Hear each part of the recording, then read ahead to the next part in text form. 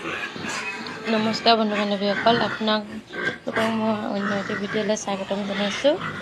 আপোনালোক সকলোৱে জানেই ফাৰ্ম এখন আছে, সেইদিনাখনি দেখাইছিলোঁ আপোনালোক সকলোকে ফাৰ্মখন। আজিও অকণমান দেখাওঁ ব'লকচোন। এয়া চাওক, দানা সানি আছে।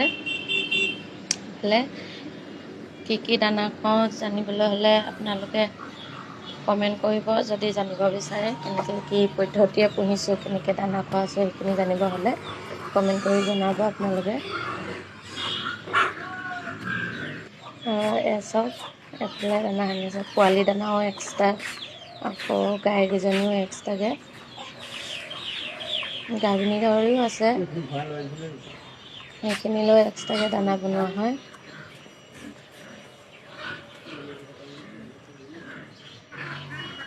হাঁহখিনি চাওকচোন কেনেকৈ খেলি আছে। অকণমান দেখাওঁ বুলি ভাবিলোঁ, সেইকাৰণে হাঁহকেইটাও দৌৰি ফুৰিছে ইফালৰ পৰা ইফালে।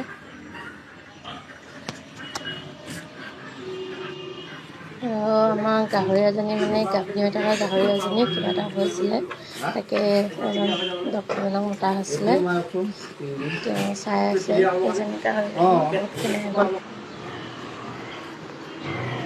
আৰু এফালে চাওকচোন, এইফালে এইকেইটা গাহৰি আছিলে ইয়াত আগতে, এতিয়া নাই, ৰুমটো খালী হৈ আছে।